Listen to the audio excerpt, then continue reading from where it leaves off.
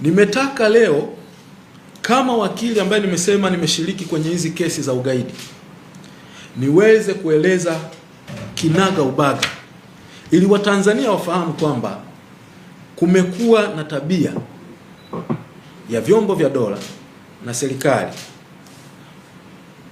kuwasingizia watu kesi na kuwapa kesi kubwa kama ugaidi kwa sababu za kisiasa na kwa mlengo wa kuwazuia wasifanye siasa ambazo zimeruhusiwa ndani ya nchi yetu kwa mujibu wa sheria. Sio sheria tu, pia kwa mujibu wa katiba yetu. Mtakumbuka mwaka 2021 aliyekuwa mwenyekiti wetu wa chama taifa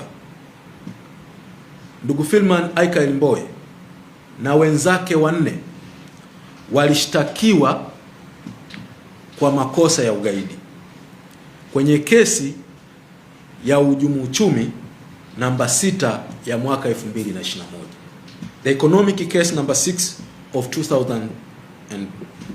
2021. Kwenye kesi hii mimi nilikuwa ni mmoja ya mawakili ambaye nilikuwa namwakilisha mshtakiwa namba 3 anayeitwa Mohamed Lingwenya.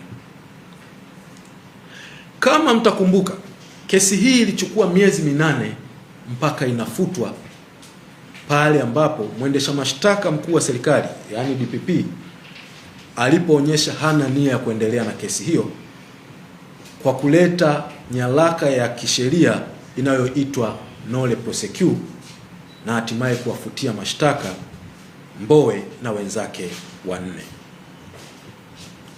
Wakati tunafanya kesi hii, hata kabla ya kufutiwa,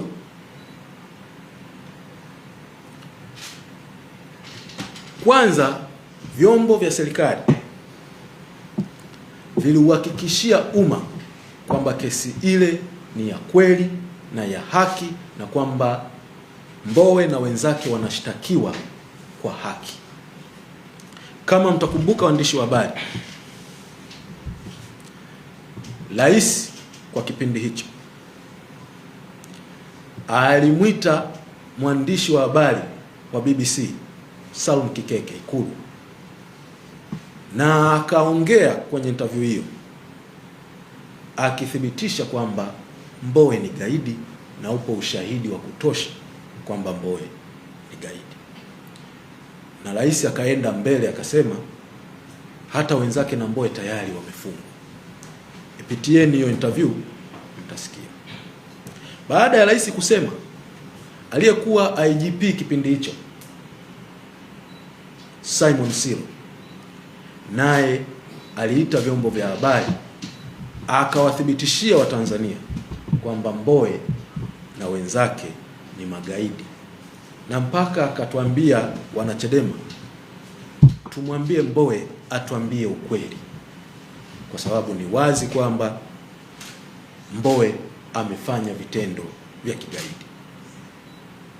Ndugu zangu waandishi wa habari, ukiangalia interview ya rais, ukaangalia na interview ya IGP, ilikuwa wazi inamuincriminate Mbowe kuhusika na ugaidi. Lakini kilichokuja kutokea ni kwamba baadaye waliachiwa kwa nolle prosequi.